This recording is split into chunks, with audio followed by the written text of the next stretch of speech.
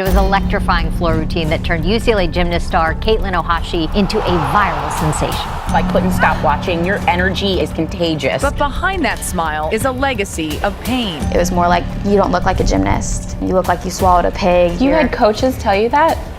Is just disgusting. She was the victim of fat shaming. I couldn't accept myself. Caitlin scored better than Simone Biles. But while Biles went on to win 4 Olympic gold medals. Why isn't she going to the Olympics again? There was a time where I was on top of the world. I was unbeatable until I wasn't. Oh, that was horrible. I am now known as the coach of Caitlin Owohashie. I was in the fight for my life. I had so much hate in me, and I was trying to rebel and take it out on my new coaches here. Because I'm one of the most decorated coaches. I'm relentless, mean, basically.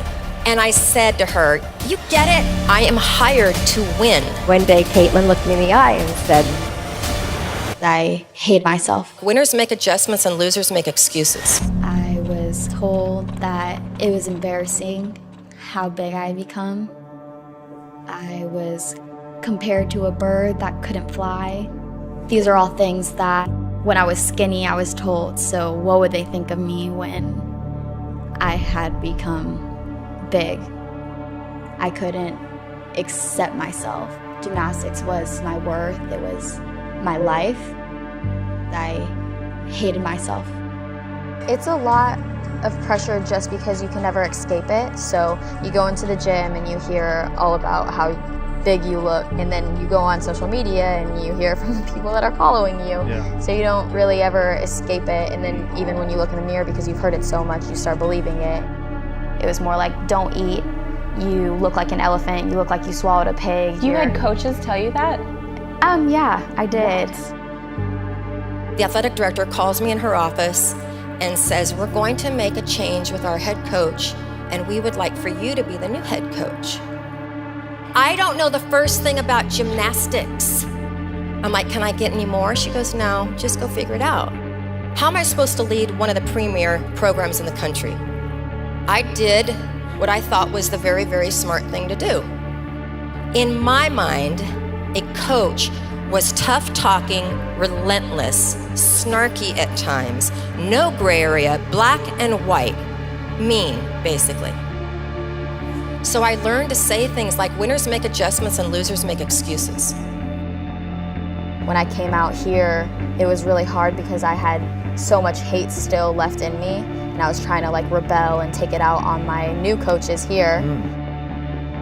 And I will never forget a team meeting we had halfway through her freshman season, and Caitlin very clearly and unapologetically said, I just don't want to be great again. I felt like I got sucker punched. My first thought was, then why the heck am I going to honor your scholarship? One day, Caitlin looked me in the eye and said, Miss Val, I just want you to know, everything you tell me to do, I do the exact opposite. The year before, we had finished second by 0.5 The year I took over, we came in dead last. I realized at that time I was not cut out for this job. I'm walking through Ackerman Union on my way to resign, and I come across Coach Wooden's book on leadership. His book opened up magically to his definition of success. And it said, success is peace of mind in knowing you've done your best. Coach Wooden was hailed as the greatest coach that ever lived. I am a coach. I am hired to win. And I read his definition again and again and again. And when I read it, the word you got bigger and bolder. Success is peace of mind in knowing you have done your best. And I had the biggest aha moment of my life. I had been trying to be somebody else. And at that moment, I realized, whenever you try to be somebody else, you will always be a second-rate them. The worst part about it is it prevents you from being a first-rate you. I scrapped everything that I had done. I scrapped all those stupid coaching quips, and I just became me. When Caitlin came to UCLA, she was broken. in body, mind, and spirit. She had grown up in a stereotypical, very high-level athletic world, and she was damaged. She was like, when was the last time you have been happy in the sport? I was like, I honestly don't remember. It was probably when I was 11 years old before I ever turned elite. Caitlin didn't hate gymnastics. Caitlin hated everything associated with being great. Caitlin didn't want to be a winner because winning at all cost had cost her her joy. So I embarked on the painfully slow process of building trust and proving to her that first and foremost, I cared about her as a whole human being. What is that? Togetherness. This is what? Togetherness, bond, the fibers of the trampoline. This is Bruin family, right? And what happens with Bruin family? We trust each other, right? It's about trust. It's about enthusiasm. It's about passion for everything we do. It's about the fact that we're all very unique and we all bring different things to this fiber, right? Part of my strategy was to only talk to Caitlin about gymnastics in the gym. Outside of the gym, we talked about everything else: school, boys, families, friends. One thing that I've carried through in all of my coaching and teaching to help people feel good about what they are and who they are, and feel great about the fact that they're not a stereotype. And whoa, that is so cool that you're so unique. Unique is so much more fun than status quo. I start with, I'm gonna help you become the best person that you can be, and I'm gonna help you become a champion in life. Big, big, big set aerial. It took me finding Miss Val in UCLA and having a different goal and path to follow to finally find joy and love within the sport again. We finally had to go through and build this trust between each other, because that's the first time I've ever felt a connection with a coach that strong.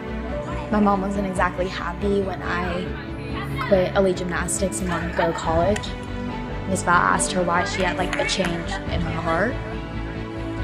And she said, I see how happy my daughter is. And that's all it took to feel like a person again.